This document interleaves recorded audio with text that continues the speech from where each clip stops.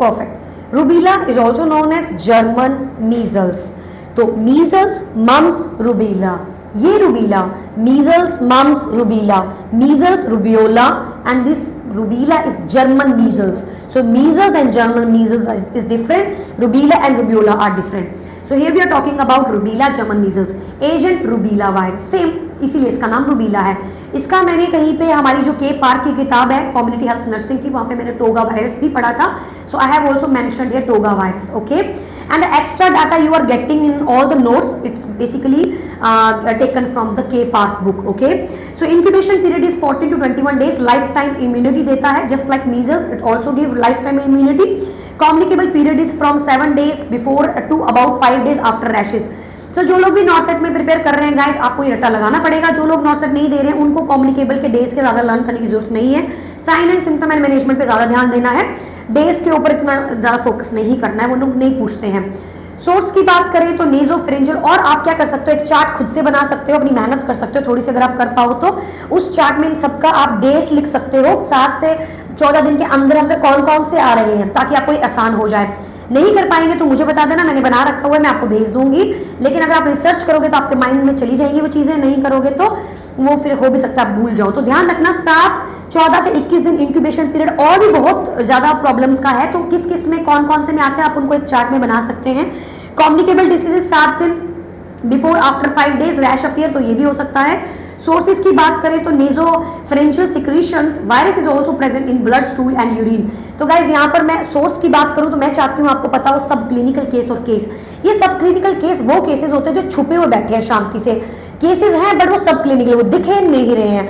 And guys you know what, ये cases एक case पे 1000 सब क्लिनिकल केस हो सकता है, यानी एक ओरिजिनल केस पे 1000 सब क्लिनिकल छुपे हुए केसेस हो सकते हैं. तो सब क्लिनिकल यानी कि उनका पता नहीं लगा अभी तक, लेकिन हाँ अगर केस है तो इसका मतलब इसने और लोगों को भी इन्फेक्शन किया है, तो इसका मतलब ये बनता है कि एक केस पे सब क्लिनिकल भी देखने को मिलेगा.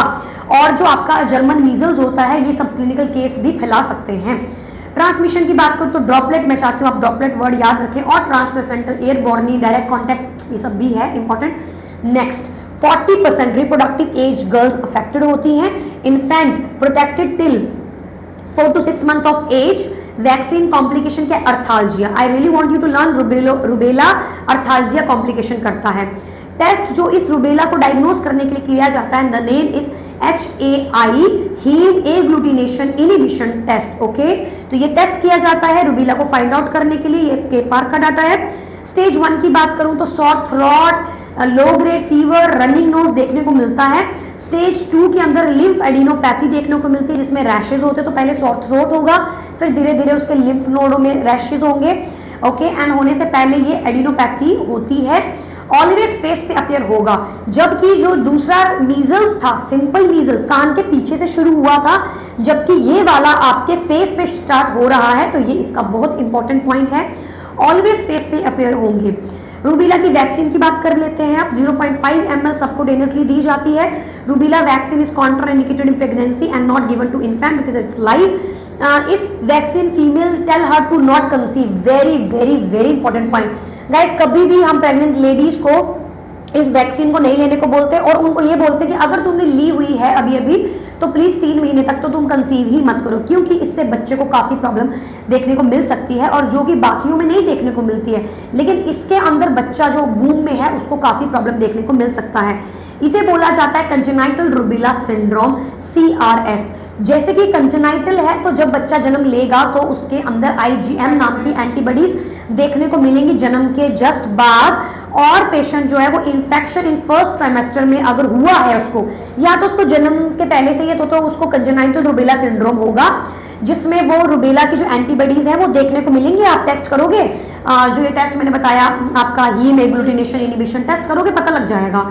लेकिन इन केस अगर फर्स्ट ट्राइमेस्टर में इन्फेक्शन हुआ है बच्चे को, तो ये बहुत ही ज्यादा डेंजरस होता है, क्योंकि अब बच्चा जो है वो अबॉर्ट भी हो सकता है, कैटरैक्ट भी हो सकता है, स्टिल बर्थ भी हो सकता है, skin lesion, patent ductus arteriosus नाम की चीज भी पेशेंट को देखने को मिल सकती है. अगर फर्स्ट ट्राइमेस्टर में कोई प्रॉब्लम हुआ लेकिन सेकंड ट्राइमेस्टर में इन्फेक्शन होती है, तो guys there will be only one symptom which is basically deafness. Okay, so rubella is not good, it's not good for babies, it's not good for pregnant ladies, इसीलिए उनको avoid किया जाता है. अगर उन्होंने अभी भी डोज लिया है तो उनको एडवाइस किया जाता है कि आप कृपया करके प्रेगनेंसी कंसीव मत कीजिए, वरना आप इन सब फेजेस से गुजर सकते हैं। तो अगर आप क्वेश्चंस पढ़ेंगे इन्फेक्शन के, जो कि आपका अगला टेस्ट होगा, तो आप उस इन्फेक्शन में देखोगे कि पेशेंट को साफ साफ बोला जाता है कि प्लीज आप कंसीव मत कीजिए। हेल्थ एजुकेशन उस प्रेग्नेंट लेडी को दी जाती है या फिर उस लेडी को जो प्लान कर रही है उसको दी जाती है। असेसमेंट के तौर पे low grade fever, malaise, pinkish red maculopapular rashes that begin on the face, very important line, spread to the entire body within 1 से 3 दिन के अंदर अंदर पूरी बॉडी में फैल जाते हैं। Petechiae red pin point spot and may be occur on the soft palate में भी देखने को मिल सकते हैं, हार्ट एंड पीछे वाला सॉफ्ट, तो वहां पे भी देखने को मिल सकते हैं। क्या करेंगे हम इसमें? सेम प्रिकॉशंस लेने, air droplet and contact precautions. If the child is hospitalised, provide supportive treatment. Isolate the infected child from pregnant women, because if she will get that, she has to face a lot of problems. Next we have another problem, that is mumps. So we have covered measles, mumps and rubella. Now we are talking about mumps. So guys, अगर मैं mumps की बात करूं तो ये एक common सी problem है, बड़े लोगों में ज्यादातर देखने को मिलती है। एक प्रकार का वायरस है जो कि सेरेब्रोस्पाइनल फ्लूइड में, ब्रेस्ट मिल्क में, ब्लड में और यूरिन में, इन तीनों चारों में आपको स्प्रेड होने के चांसेस होते हैं। अगर मैं एजेंट की बात करूं तो पैरामायोक्सो वायरस, यहाँ पे मैंने ऊपर क्या बताया था, सेम मैंने इससे ऊपर मीजल्स में मैंने क्या बोला था, पैरामायोक्सो वायरस, लेकिन मैंने आरएनए आगे डिस्क्राइब किया था। तो ये कुछ चीजें जो इसको डिस्टिंग्विश करती है। बट अगर मैं बात कर रही हूँ यहाँ पर मम्स की, तो parotitis, okay, this is something important which is associated with paramyxo virus. तो ये कहीं ना कहीं क्लास तो सेम है, लेकिन इसके अंतर्गत और भी अलग अलग प्रकार के टाइप्स हैं जिसमें से ये देखने को मिलता है। इंक्यूबेशन पीरियड 14 से 21, जबकि आपने यहाँ पर देखा है 14 से 21। और अगर मैं मीजल्स की नॉर्मल जो हमारा मीजल्स की बात करूँ तो 10 से 20, तो कहीं ना कहीं 14 से 21 ही चल रहा है तीनों में, मीजल, मम्स, रूबेला। तो आपको इस तरीके से इंटरलिंक्ड करनी पड़ेंगी ये चीजें। Okay, so we have now measles, mumps, sorry. Okay, communicable period क्या है कि कब ये दूसरे इंसान को स्प्रेड कर सकता है? Immediately before and after parotid gland swelling begin, यानी कब? तो के पार्ट में साफ साफ लिखा है 4 से 6 दिन पहले और 7 दिन after the onset of the symptoms patient को कम्युनिकेबल जो है पीरियड देखने को मिलता है। सोर्स की बात करूं, एयर ड्रॉपलेट, तो यहाँ पे चलो देखते हैं एक बार जो फोटो हमें नेहा ने भेजी है। So we have mumps here, it's droplet, okay. तो आप लिख सकते हो एयर एंड ड्रॉपलेट्स। अगर इसका जो कांटेक्ट है, अगर वो थोड़े डिस्टेंस, वजन कम है, तो वो लंबे समय तक भी जा सकता है, लंबा डिस्टेंस भी कवर कर सकता है और वो ड्रॉपलेट भी हो सकता है। So this the source is basically air droplet. आप इसको पर्टिकुलर किस में डाल सकते हो? ड्रॉपलेट के अंदर, अगर प्रिकॉशंस ले रहे हो तो। ट्रांसमिशन की बात करूं, direct contact droplet spread from infected person, तो किस तरीके से स्प्रेड हो सकता है? ड्रॉपलेट से स्प्रेड हो सकता है, डायरेक्ट कॉन्टैक्ट से भी स्प्रेड हो सकता है। इसकी भी लाइफ टाइम इम्यूनिटी है, okay. So all the three gives life time immunity. So measles, mumps, rubella, mind, okay. Next, इसमें एक डक्ट होती है, नाम होता है स्टेंसन डक्ट। वायरस जो होता है आप इस डक्ट से निकाल सकते हो, स्वैब लगा के, स्लाइवा जो स्टेंसन डक्ट होती है हमारी, वहां से अगर हम इस तरीके से स्वैब लेंगे स्लाइवा से, तो हम लोग इसे पता लगा सकते हैं कि पेशेंट इज इन्फेक्टेड और नॉट। असेसमेंट करूंगी तो स्टेंसन डक्ट की असेसमेंट करूंगी।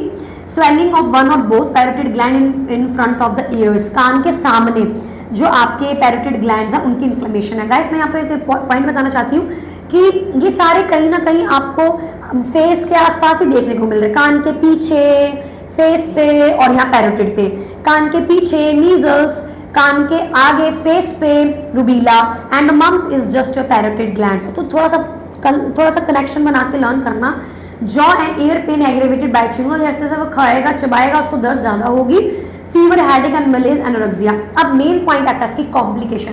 सो गाइस, यहाँ पे जो कॉम्प्लिकेशन होती है, ऑर्चाइटिस भी होता है, पैंक्रेटाइटिस भी होता है, थायराइडाइटिस भी होता है, हेपेटाइटिस भी होता है। ये सारी इन्फ्लेमेशन जो है वो पेशेंट को क्या करती है? देखने को मिलती है।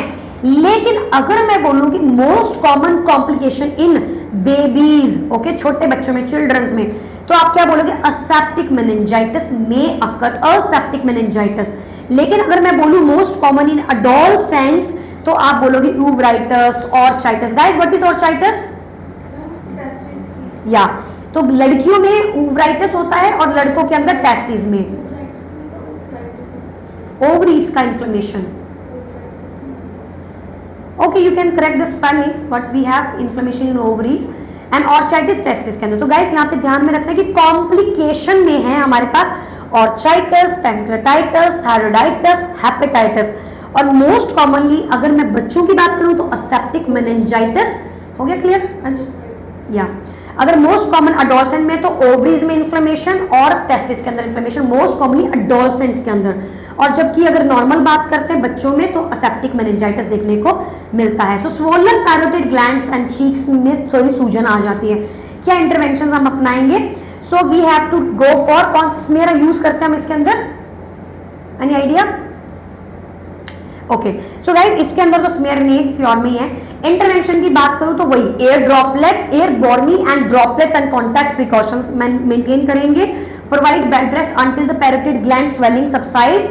Avoid food that require chewing, क्योंकि उसको चबाया नहीं जा रहा, उसको बहुत दर्द हो रहा है। Avoid food that require chewing. Apply hot और cold compression as prescribe to the neck, क्योंकि गले तक सूजन आ सकती है। तो अगर एक्यूट कंडीशन है तो कोल्ड, अगर क्रॉनिक है काफी टाइम हो गया तो हम लोग हॉट इस्तेमाल कर सकते हैं पेन को रिलीफ करने के लिए। अप्लाई वार्मथ और local support with snug fitting underpants to relief orchitis, को थोड़ा कम करने के लिए हम यूज कर सकते हैं। And monitor for the sign of the aseptic meningitis which is very very important. तो गाइज ये कुछ पॉइंट्स है जो आपको मम्स के याद करने हैं, भूलने बिल्कुल भी नहीं है।